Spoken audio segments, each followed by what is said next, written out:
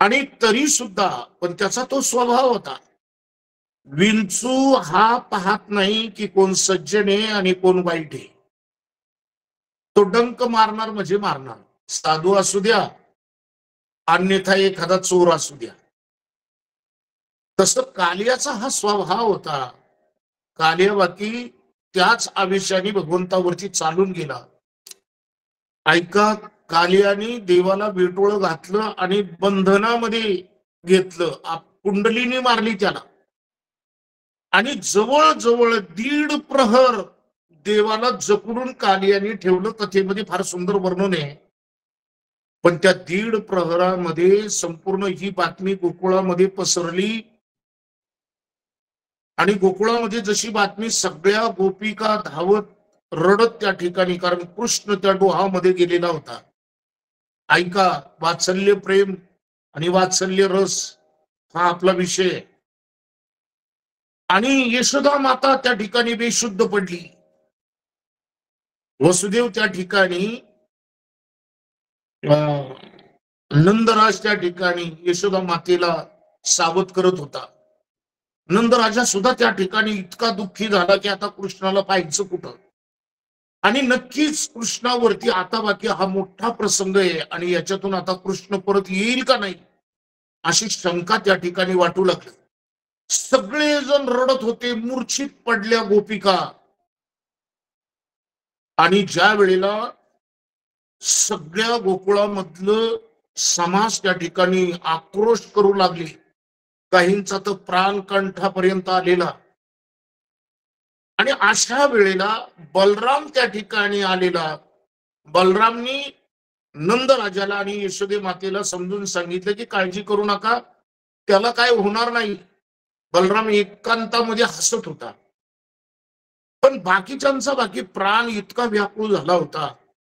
आणि मग देवाच्या लक्षात आलं की 1.5 प्रहर झाला, यदा कदाचित सगळे प्राण सोडतील, माझ्यावरती एवढं प्रेम करतात, मला आता त्यांच्यासाठी माझी लीला करावं लागेल.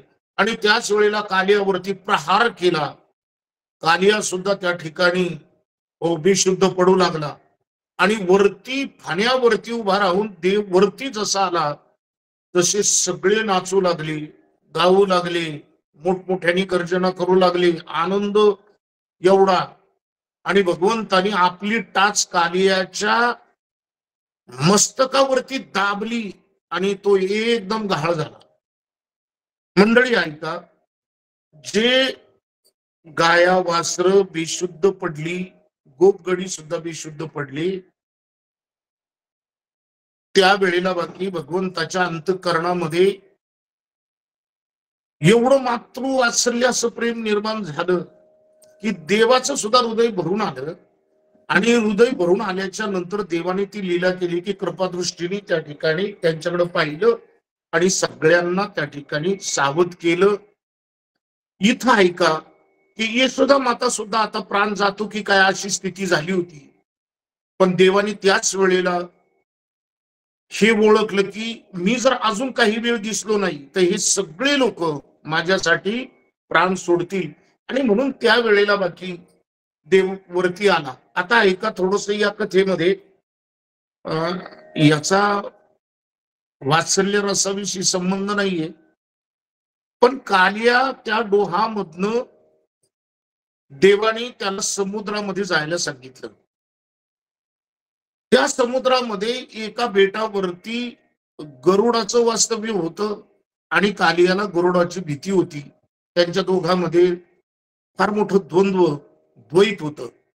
आणि त्याला भिवून कालिया हा यमुनेच्या डोहामध्ये आलेला होता. पण देवाने त्या ठिकाणी सांगितलं की तू आता जा. पण कालिया म्हटला की मी जाऊ कसा, यदा कदाचित मी तिकडे जर गेलो तर मला मरणच पत्करावं लागेल.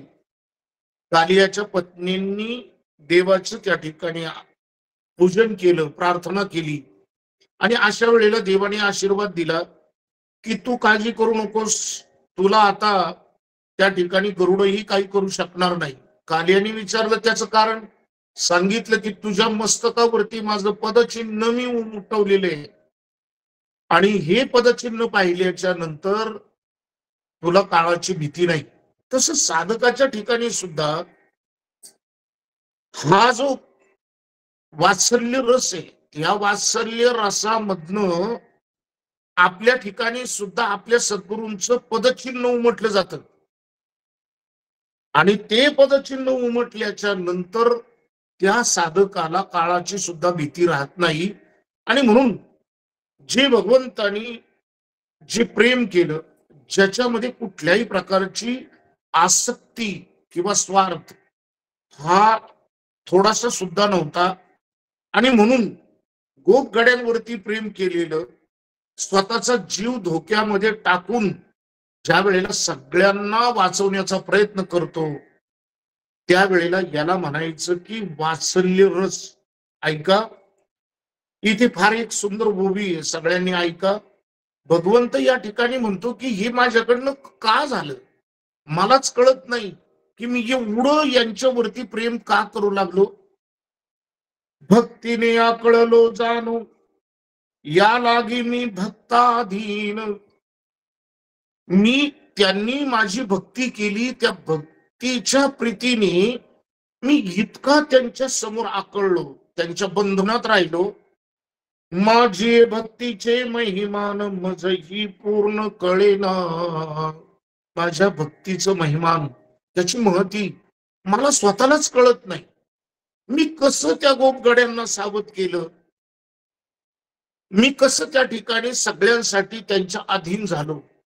याचा अर्थ लक्षात घ्या की त्यांनी केलेली भक्ती आणि त्या भक्तीपोटी देवानी केलेलं मातृवात्सल्य प्रेम हे सर्वश्रेष्ठ आहे. आणि म्हणून ऐका, द्रौपदी नग्न करिता तातडी,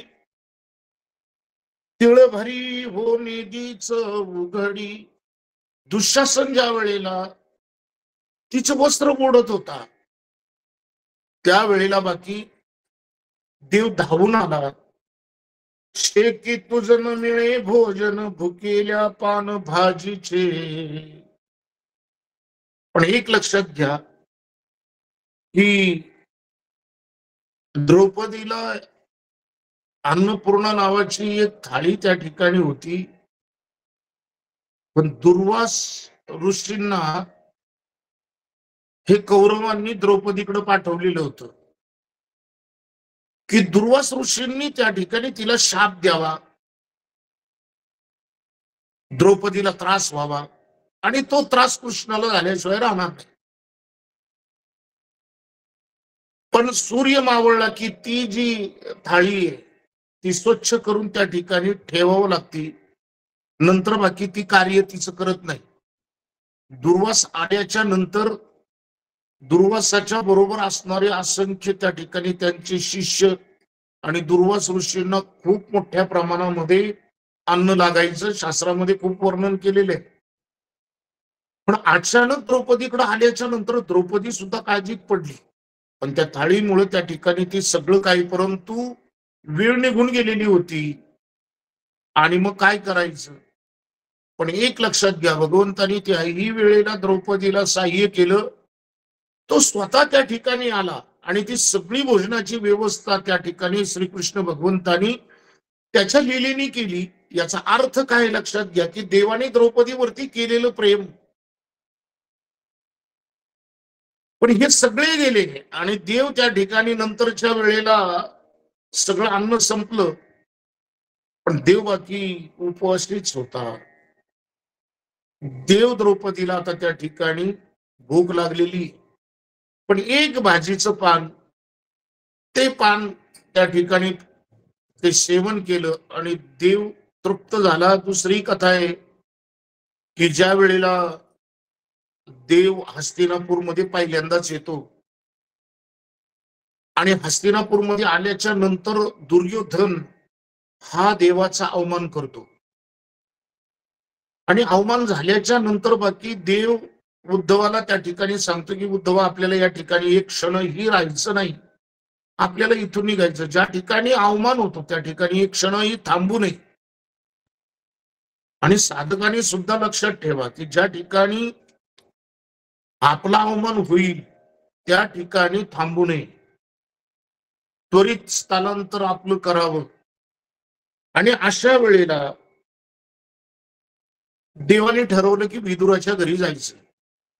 विदुर आता जंगलामध्ये एका कुपीमध्ये आपल्या पत्नीसह साधना करण्यासाठी भाजी शिजवायची, तीच भाजी उकडलेली खायची, त्याच्यावरतीच उदरनिर्वाह करायचा, बस. पण सायंकाळ झाली, दोघांनी ही भाजी खाल्लेली होती, जे भांड होतं ते पालथं करून टाकलेलं होतं. रात्रीच्या रात्र झालेली होती. एवढे सगळे भोग देवासाठी हस्तिनापूरमध्ये बनवले होते, परंतु एक क्षणही देव थांबला नाही. आणि देव आता त्या जंगलामध्ये रात्रीच्या वेळेला विदुराच्या कुपीच्या समोर आलेला आहे आणि आवाज दिला, विदुर चाचा हम आए. विदुर चाचाला देवाचा आवाज आहे, पण इतक्या रात्रीचा देव कसा येईल? आणि म्हणून त्यावेळेला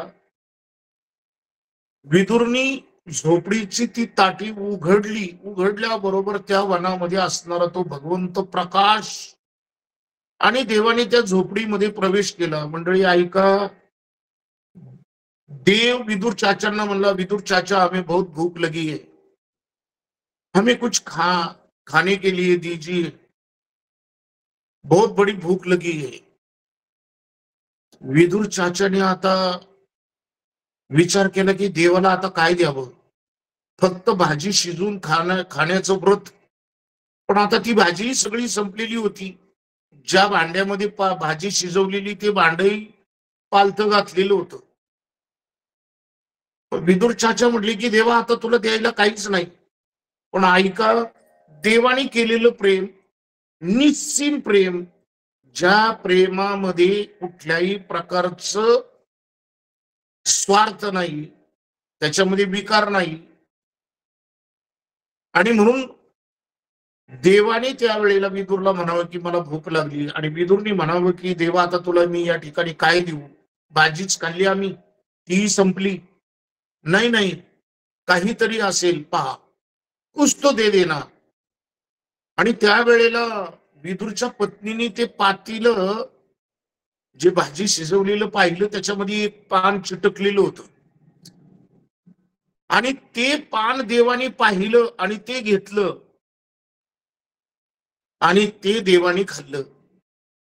देवाने तृप्तीचा ढेकर दिला. हेच एक लक्षात घ्या, याला म्हणायचं वात्सल्य रस, देवाने केलेलं निस्सीम प्रेम.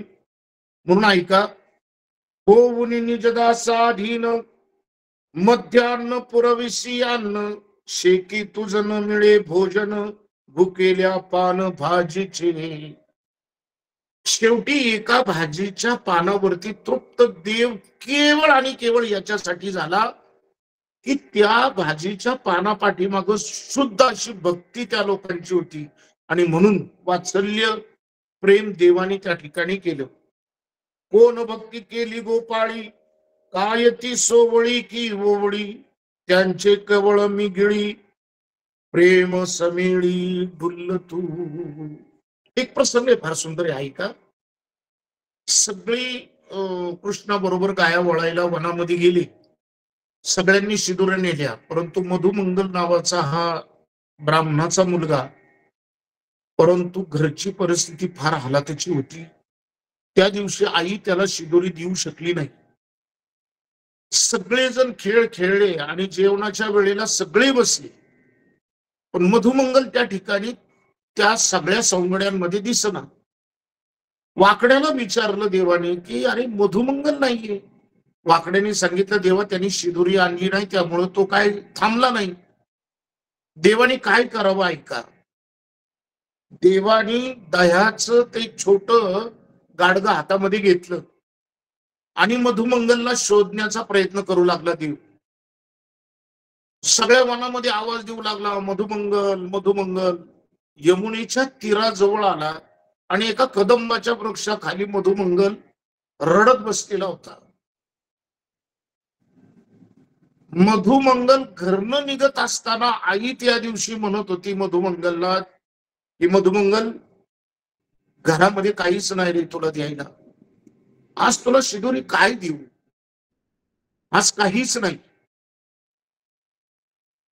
पण मित्रांनो ऐका, त्यावेळेला देवाच्या मुखातलं वाक्य अत्यंत सुंदर आहे. आई तू काळजी करू नकोस, माझा कृष्ण आहे ना, तुम्हाला काही कमी पडू देणार नाही. वात्सल्य रस ऐका, किती आत्मविश्वास होता, केवढं प्रेम होतं. आणि देवाने मधुमंगलला त्या झाडाखाली एकांतामध्ये रडताना पाहिलं आणि विचारलं, मधुमंगल तू का इथं आलास?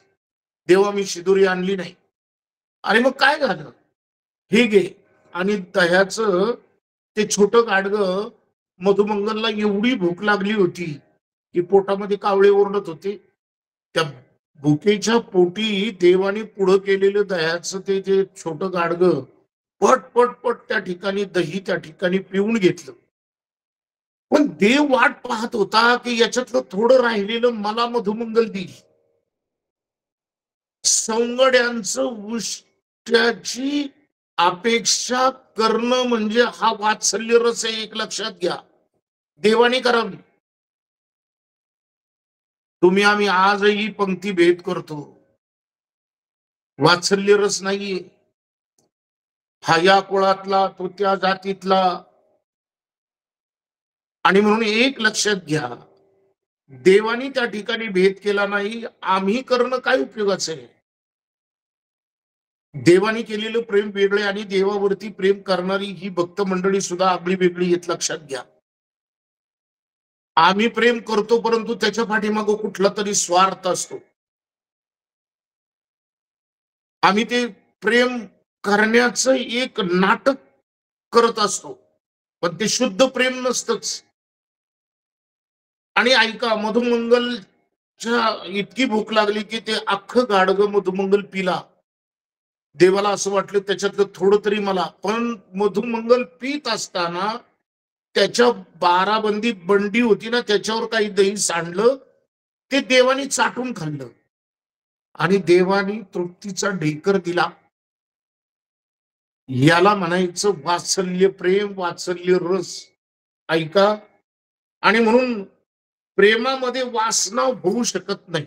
ऐका, आणि ज्या ठिकाणी वासना असते, स्वार्थ असतो, ते बाकी वात्सल्य प्रेम होऊ शकत नाही.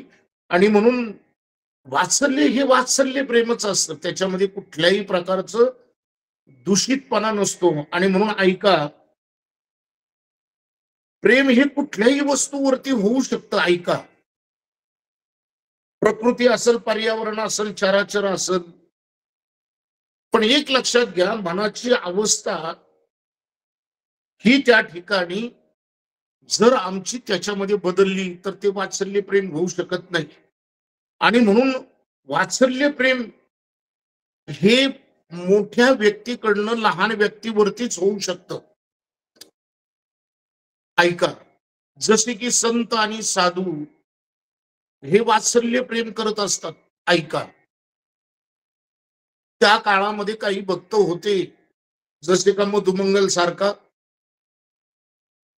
पण अलीकडच्या काळामध्ये आपण जर पाहिलं तर या प्रेमाचा खूप अभाव आहे. प्रेमाचं फक्त त्या ठिकाणी आपण अवडंबर करतो, परंतु ते खरं प्रेमच नसतं.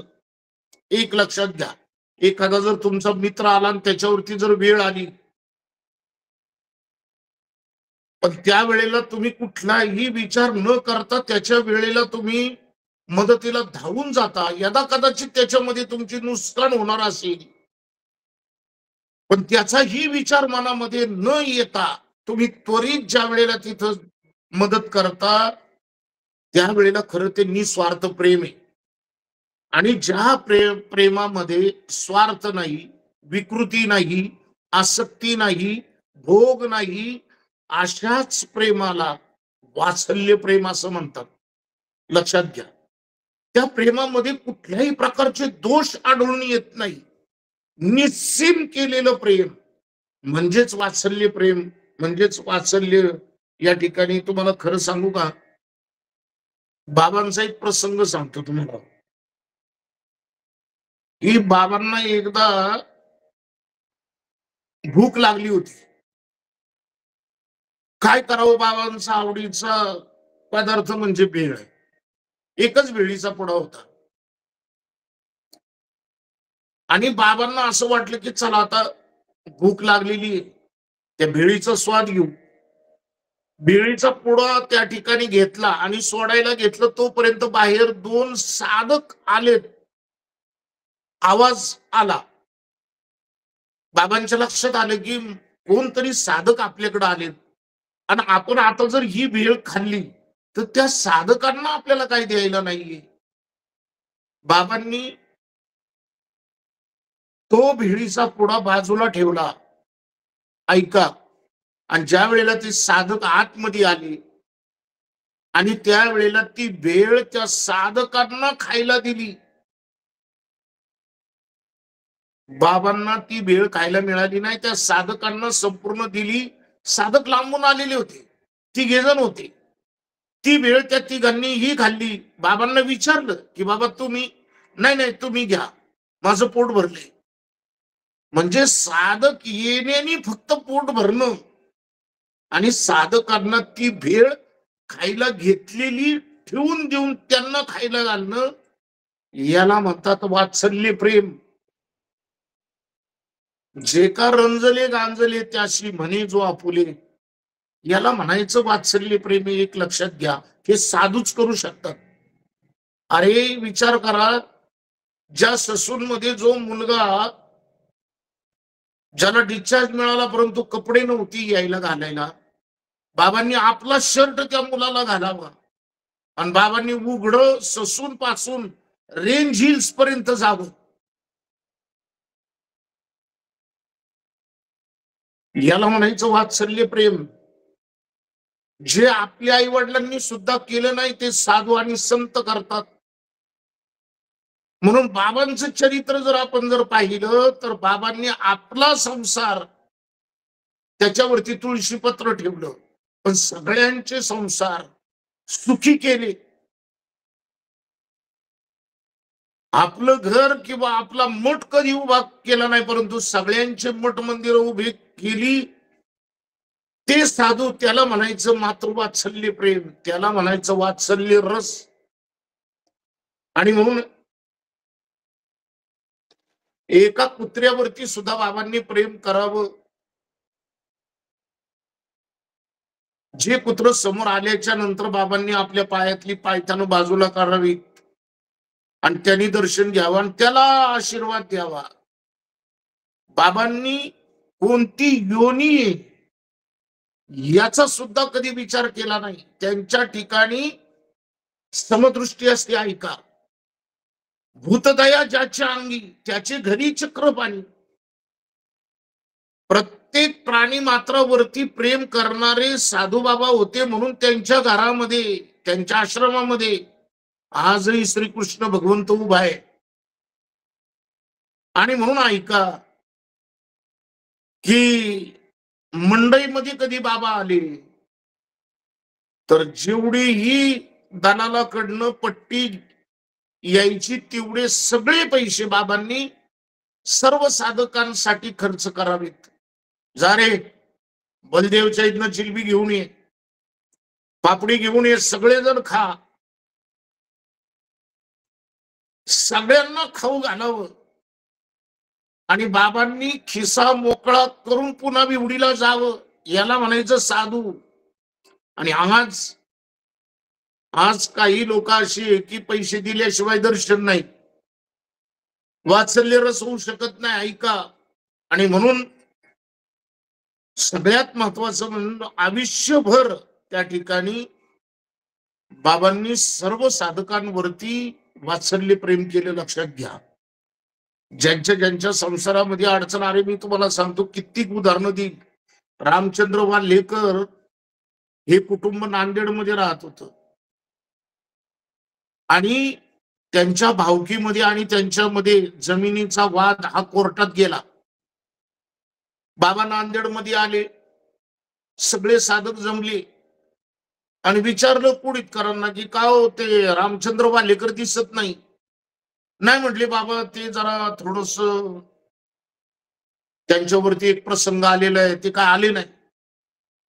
रात्रीच्या वेळेला श्रावण मास होता, पाऊस पडत होता, सगळीकडे चिखल, किर्र अंधार. त्या काळामध्ये लाईट नाही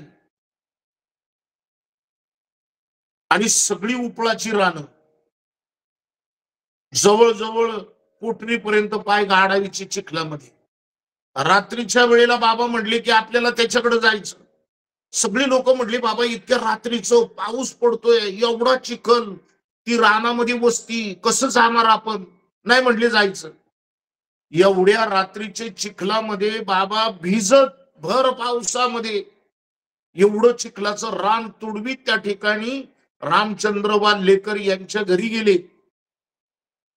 आणि दोघही नवरा बायको कंदील लावून की आपण बाबांच्या दर्शनाला गेलो नाही, बाबा गावात आले, बाबा काय म्हणतील आपल्याला. दोघेही नवरा बायको विवंचनेमध्ये होती. परंतु त्यांच्यावर प्रसंग असा होता की अगदी 2 दिवसापूर्वीच त्यांच्या विरुद्ध निकाल लागला. सगळी संपत्ती, सगळी शेती, सगळी दुसऱ्याच्या नावे झाली. कोर्टाने ऑर्डर केली, उघड्यावर पडली. सगळा संसार, घर दार जमीन सगळं त्या ठिकाणी गेलं. आता जायचं कुठं? लहान मुलं. आणि आपण बाबांच्या दर्शनाला गेलो नाही, बाबा काय म्हणतील? पण दुःखात होते दोघे बिचारे. पण श्री गुरु सारिका असता पाठी राखा, इतरांचा लेखा कोण करी. बाबा रात्रीच्या वेळेला त्यांच्या घराच्या जवळ आलं आणि आवाज आला. रामचंद्र वाल्हेकरांनी दरवाजा उघडला आणि पाहिलं तर बाबा आले, पाय भरलेले चिखलानी. बाबांचे पाय त्या ठिकाणी पाण्याने धुतले, बाबांना घरामध्ये घेतलं आणि दोघेही नवरा बायको एवढे रडले.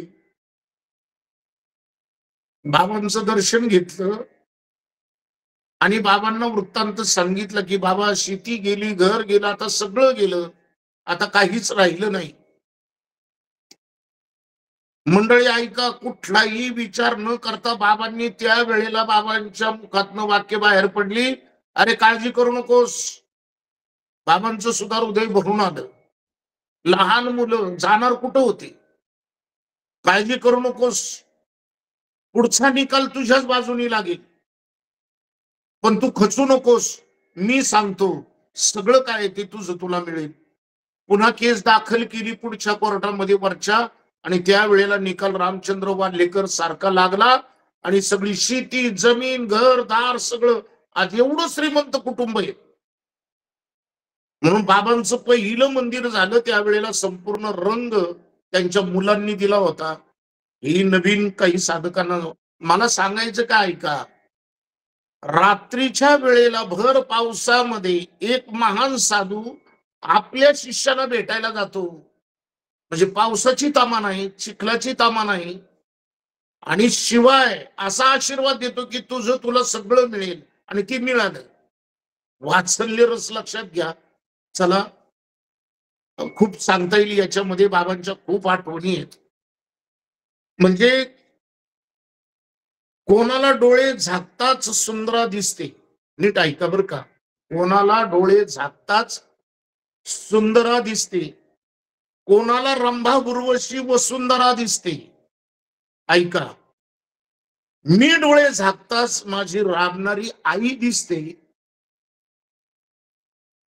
याला म्हणायचं वात्सल्य रस. ऐका, पुढे शृंगार रस.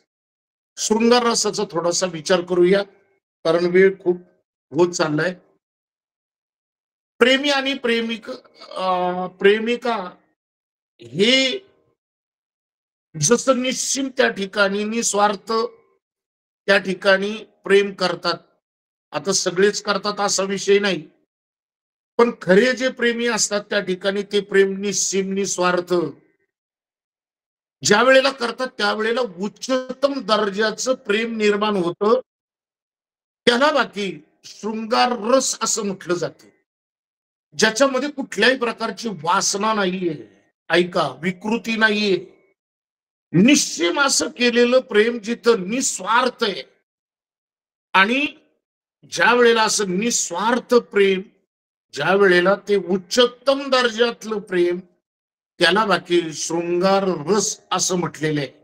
ऐका, मीराबाईने त्यावेळेला भगवंतावरती केलेलं प्रेम ते शृंगार रस आहे, लक्षात घ्या. हो, विषाचा प्याला सुद्धा तिने देवासाठी घेतला. वडील म्हणतायत की तुला लग्न करावं लागेल.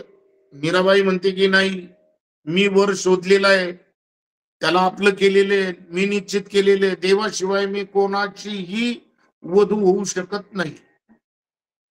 जे केलेलं प्रेम, परंतु भगवंतावरती एवढं प्रेम की मेरे तो गिरधर गोपाल दुसरा न कोई, माझा फक्त एकच देव तो कृष्ण. ऐका, जाके सिर मोर मुकुट मेरो पती सोई. ज्याच्या डोक्यावरती मयूरपुष्य आहे तो माझा वर आहे, आणि या जगातले सगळे पुरुष मला पित्या समान आहे. हे केलेलं प्रेम म्हणजे शृंगार रसामध्ये मूर्त. ऐका, शृंगार याचा अर्थ काय माहिती का? शृंगार याचा अर्थ आहे सुंदरता. ज्या प्रेमामध्ये सुंदरता आहे त्याला शृंगार रस असं म्हटलेलं आहे. ऐका, आणि ज्या प्रेमामध्ये नेहमी हर्ष असतो, ऐका, ज्या प्रेमामध्ये नेहमी हर्ष असतो त्यालाच शृंगार रस असं म्हटलेले आहे. म्हणून शृंगार रसाचा अनुभव कशात, कोणकोणत्या याच्यातून अनुभवला येतो तर ऐका, अवलोकन, स्पर्श, आलिंगन, रोमांच आणि अभिलाषा, अशा 5 गोष्टीमधनं शृंगार रस याची प्रचिती निर्माण होते. आता हे एवढं सगळं सांगायचं म्हटलं तरी 1 तास लागेल, पण ऐका, संयोग शृंगार एक असतो आणि वियोग शृंगार एक असतो. आणि म्हणून वियोग शृंगार रस याच्यामध्ये, म्हणजे शृंगार रसामध्ये एक संयोग असतो आणि एक वियोग असतो. वियोग रसामध्ये आपण जर पाहिलं तर एक गोपिका यमुनेच्या तटावरती बसलेली असते आणि कृष्णाची वाट पाहते, तिला वियोग होतो. देव तर आता तो निघून गेलेला असतो, पुन्हा येईल का नाही सांगता येत नाही, परंतु अनेक वर्ष, अनेक दिवस जी वाट पाहते, बैठी रहू जमुना तट पे आस लगाए रे श्याम नाही. म्हणजे जी भगवंताची वाट पाहत त्याच्या वियोगामध्ये राहते, म्हणून त्याला वियोग शृंगार एक म्हणतात आणि संयोग शृंगार एक म्हणतात. आता संयोग शृंगार म्हणजे, संयोग याचा अर्थ लक्षात घ्या की इथं संयोगाला त्या ठिकाणी आनंद असं सांगितलेले आहे. म्हणजे संयोग म्हणजे योगायोग, ज्या गोष्टीमध्ये आपल्याला अपेक्षित असणारा छान जो आपल्या जीवनामध्ये येणं, त्याला संयोग रस असं म्हटलेलं आहे.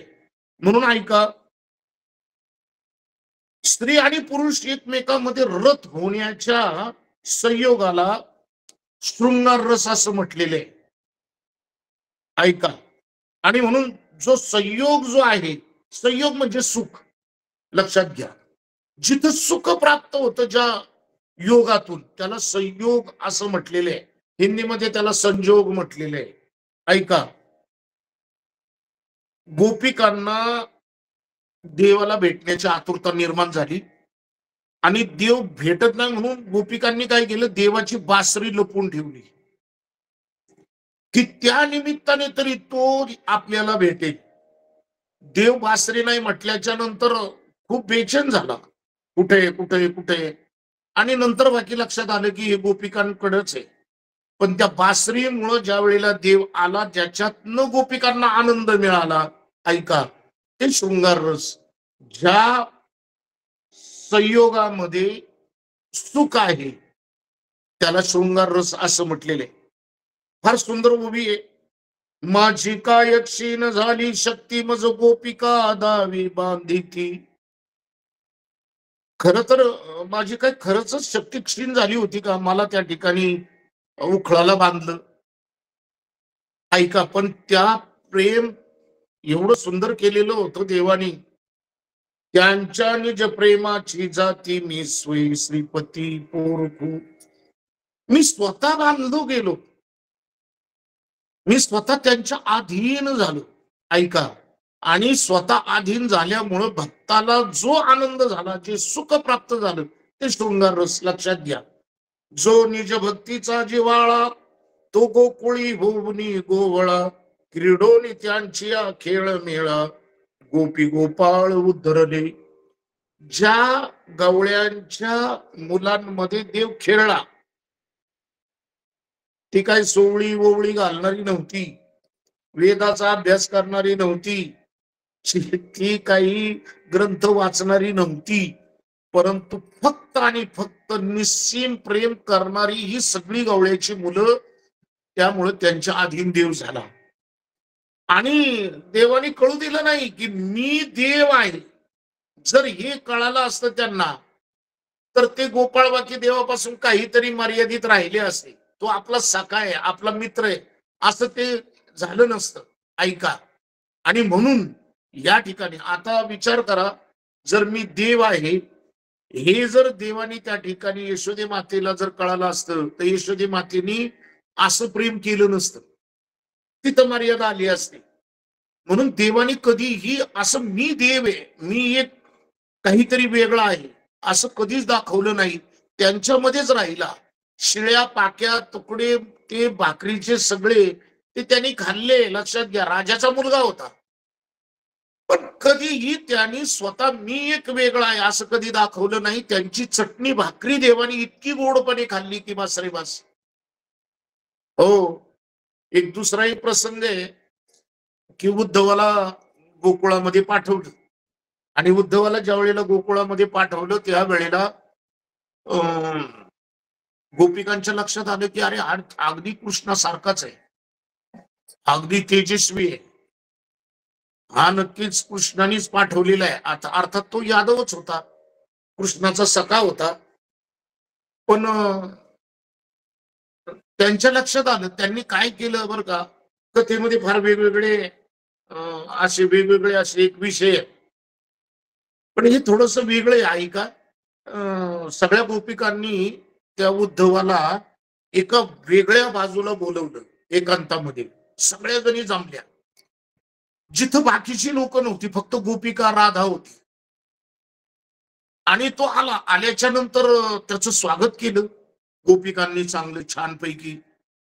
आता देवाने उद्धवाला फक्त या लोकांना समजून सांगण्यासाठी पाठवलं होतं. पण त्या गोपिका म्हटल्या की का रे तू आलायस. हो म्हटले, मी तू काही बोलू नकोस, आम्ही काय सांगतोय ते आहे. आणि अशा वेळेला त्या गोपिका म्हटल्या की तुला कृष्णाने त्याच्या आई वडिलांची सगळी माहिती घेण्यासाठी पाठवलं ना, त्याच्या आई वडिलांच्या विषयी त्याला आठवण येत असेल म्हणून त्याच्या आई वडिलांना समजून सांगण्यासाठी तुला पाठवलाय ना. पण आम्हाला माहितीये अरे तो इतका स्वार्थी आहे, त्याला आता गाई गोपिका गोपगडी किंवा वन तालवन निधीवन याची काही घेणं देणं नसेल. पण केवळ आणि केवळ अत्यंत मोठमोठ्या व्यक्तींना संसारामधनं संन्यास घेताना सुद्धा संसार सुटणं फार कठीण जातं. तसं आता तो तिकडे गेलाय, पण आई वडिलांची त्याला आठवण येत असेल म्हणून तो आलेला आहे. आमचं काय घेणं देणं नसेल, कारण आमच्यापेक्षा आता तो नगरामध्ये गेलेला आहे, त्याला तिथं खूप छान सुंदर अशा स्त्रिया मिळालेल्या असतील. आणि तिथं आम्हाला आमच्या लक्षात आले की अर्जुन सारखा त्याला सखा भेटलाय. आणि फार मोठमोठ्या महालामध्ये राहणाऱ्या स्त्रिया ज्या सुंदर वस्त्र परिधान केलेले, अलंकार सुंदर अशा देखण्या, त्या त्याला स्त्रिया भेटल्या असतील. आणि आम्ही तर काय सतत शेण आणि ते दूध, आमच्या सगळ्या अंगाचा वास येणारे आम्ही गवळणी. आता त्याला आमची काय गरज नसेल. पण हे उद्धवा एक सांगतो की त्या कृष्णाचं तू काही सांगू नकोस. आता तो उद्धव सांगायला लागला की तो सर्वव्यापी आहे, प्रत्येक कणाकणामध्ये आहे, तुम्ही विरह करू नका, सर्व ब्रह्म खलिदम सगळं काय सांगायला लागला तत्वज्ञान. आणि त्या गोपिका म्हणू लागल्या ते ज्ञान तुझ्याकडे राहू दे, आम्हाला नको सांगू.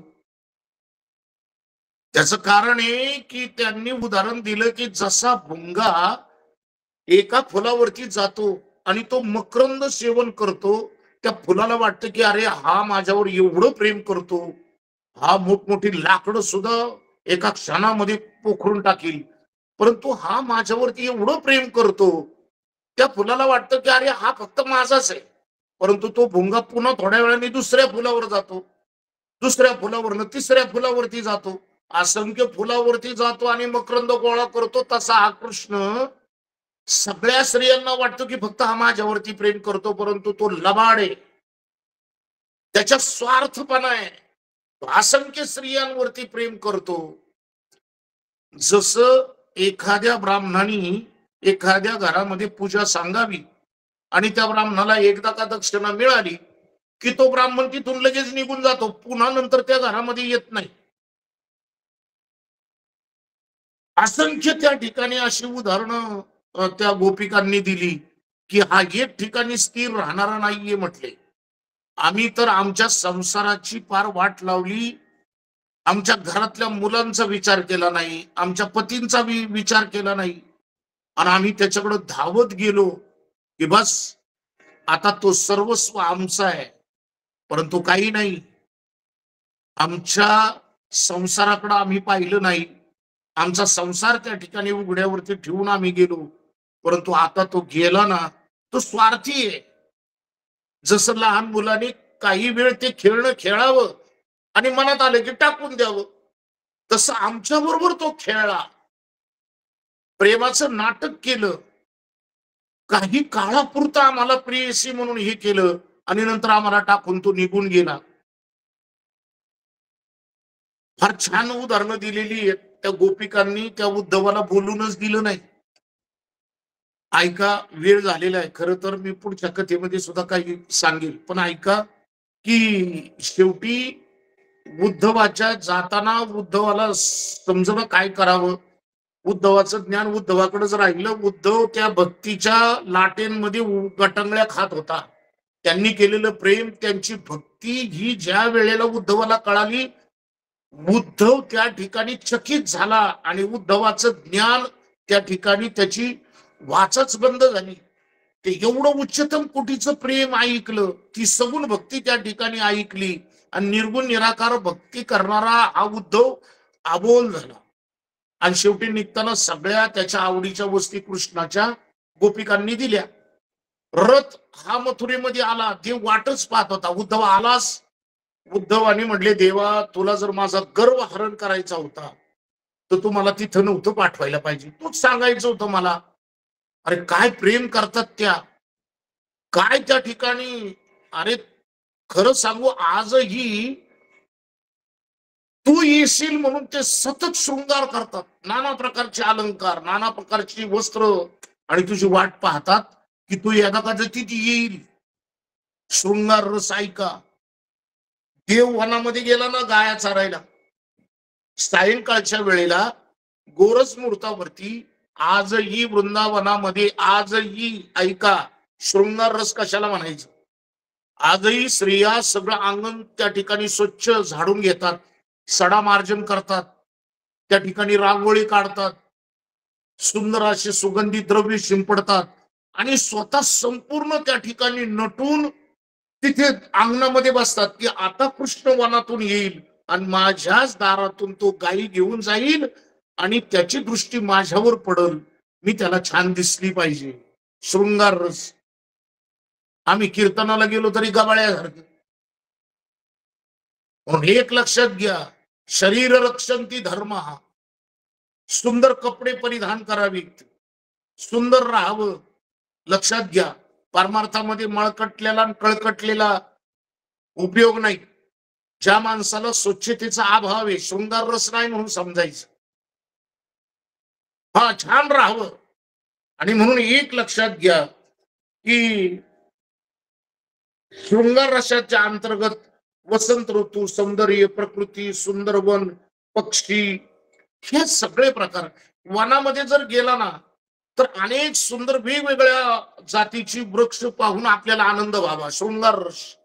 वेगवेगळ्या पक्ष्यांचा आवाज ऐकायला फार आनंद वाटावा. शृंगार रस ऐका. त्या पक्ष्यांवरती असणारी रंगछटा ते पाहायला आवडावं. शृंगार रस ऐका. अनेक फुलांचा वेगवेगळा सुगंध घ्यावा असा वाटणं, शृंगार रस. ऐका, वेगवेगळ्या रंगाची फुलं डोळे भरून पाहावीत. नवे नवे त्या ठिकाणी अनेक प्रकारचे पक्षी, नारळी, पोकळी, केळी अशी त्या ठिकाणी फळांची, फुलांची, वेलींची ती सगळी पाहण्याची ज्याला खूप हौस असते, आवड असते, शृंगार रस समजायचे. काही लोकांना मी माझ्या बरोबर आम्ही नैनितालला गेलो आणि एवढं सुंदर निसर्ग. ती म्हणजे काय इथं डोंगर बघायला आणले बे आम्हाला.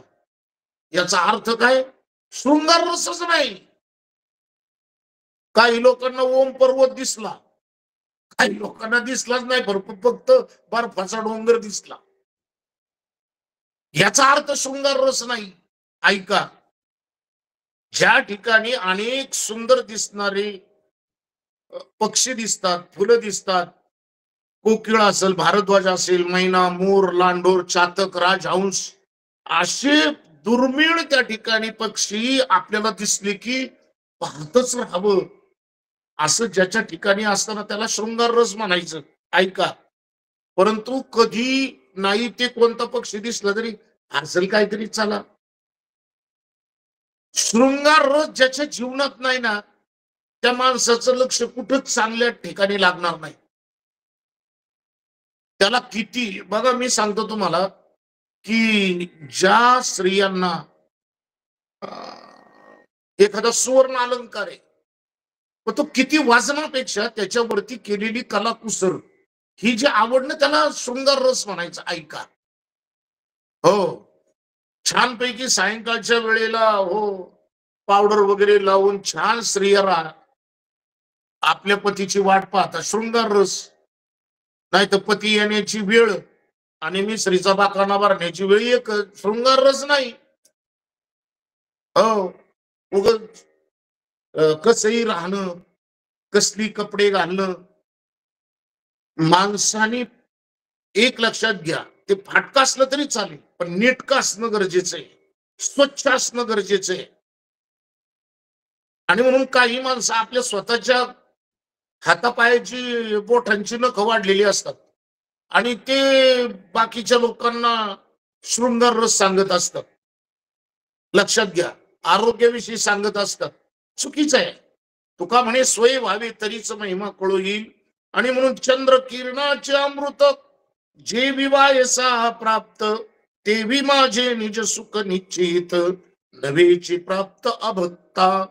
ज्याच्या ठिकाणी शृंगार रस नाही, अरे तो देव पाहण्याची, एक लक्षात घ्या, पंढरपूरला गेलं आणि देवाची नुसती मूर्ती पाहिल्याबरोबर हृदय भरून यावं, कंठ दाटून आणि डोळ्यामध्ये अश्रू यावेत. शृंगार रस, वात्सल्य रस. एक लक्षात घ्या, अनंत अवतारी अवतरला देव, या अवताराचा नवला हो, वेदा न कळे अभिप्राव. ऐका, किंवा अजून असं म्हटलेलं आहे की अनेक अवतारी अवतरला देव, परी अवताराचा नवला हो, वेदा न कळे अभिप्राव, अगम्य लीला हरी पाहावं. हा अवतार आणि हे जे रूप घेतलं देवाने, इतकं सुंदर घेतलं, इतकं सुंदर घेतलं की त्याच्याकडे पाहतच बसावं.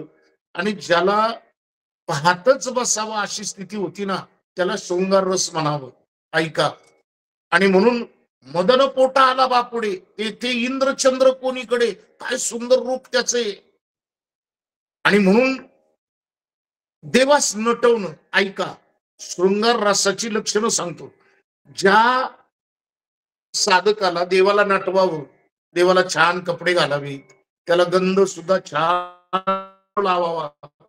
ऐका, त्याच्या डोक्यावरती मुकुट छान असावा, त्याच्या हातामध्ये सुंदर बासरी असावी, हो, त्याला शेला छान असावा, वेगवेगळी सुगंधी फुलं त्या ठिकाणी देवाला व्हावीत. हे ज्याला वाटतं ना, छानपैकी चांगल्या अगरबत्ती त्या ठिकाणी, स्वच्छ दिवा असलेला प्रकाशित त्या ठिकाणी प्रज्वलित करावा, शृंगार रस. लक्षात घ्या, पण ज्याला आवडतच नाही. ऐका, आपल्या देवघरातला दिवा कितीतरी दिवस झालेला असतो, त्याला घासलेलाच नसतो, फक्त तेल टाकायचं तीच वात, शृंगार रस नाही. म्हणून ज्याला आश्रम सुंदर वाटावा म्हणून आश्रमाची नक्षीकाम असेल, आश्रमाचा उत्सवाच्या वेळेला वेगवेगळी तोरणं असतील, स्वच्छता असेल, ऐका, हे ज्या वेळेला साधकाला आवडतं त्या आश्रमाचं पावित्र्य छान असावं, तिथं नक्षीकाम असावी, सुगंध द्रव्य असावी, नाना प्रकारचे भोग देवाला बनवावेत, नाना प्रकारचे संगीत त्या ठिकाणी व्हावं, वेगवेगळे गायन त्या ठिकाणी नृत्य व्हावं, याला म्हणायचं शृंगार रस. पण ज्याला चांगला हारही देवाला नवस वाटत नाही, शृंगार रस नाही समजायचं. आई तो चांगला हार घेऊन जातो आणि कुठेतरी 5 रुपयाचा हार तिथं ठेवतो, शृंगार रस नाही. ऐका, आणि म्हणून ज्या साधकांच्या ठिकाणी हे 5 रस आहेत, ऐका, साधक म्हणजे पंचरंगाच्या फुलांचा हा हार आहे. आणि हे 5 रस ज्या साधकाच्या ठिकाणी आहे, तो हार साधू आपल्या वक्षस्थळावरती मिरवतात आणि वक्षस्थळावरती त्या हारांना जाण्याचा अधिकार प्राप्त होतो. आणि म्हणून तो हार मोठ्या आवडीने साधू आपल्या गळ्यामध्ये मिरवतात. म्हणून या पंचरंगाचा, पंचरसाचा, पंचफुलांचा हार ज्या साधकांच्या ठिकाणी हे पंचरस आहेत, तो एक प्रकारचा साधूचा हा पंचरंगाचा, पंच रसाचा आणि पंच या ठिकाणी सुगंधाचा त्या ठिकाणी तो हार, तो साधू आपल्या छातीवरती मोठ्या दिमाखाने मिरवतात. त्याला त्या ठिकाणी स्थान मिळतं, साधूंच्या हृदयाच्या ठिकाणी त्याला हे मिळतं. आणि म्हणून शांतरस, दास्यरस, सख्यरस आणि वात्सल्य रस आणि हा शृंगार रस. हा शृंगार रस खूप बोलण्यासारखं आहे, परंतु वेळ आपला नेहमीच जातो. 2च रस सांगितले, वेळ झाली. चला, श्री सद्गुरु साधुबाबा महाराज की जय, राधा कृष्ण भगवान की जय, सद्गुरुनाथ भगवान की जय. एक ओंकार साधना 1 मिनिट भर करायची आणि नामस्मरण. ओंकार साधना करताना एक लक्षात घ्या, पूर्ण श्वास नाकानेच घ्यायचा आहे, नाकाने श्वास घ्यायचा आहे आणि ओम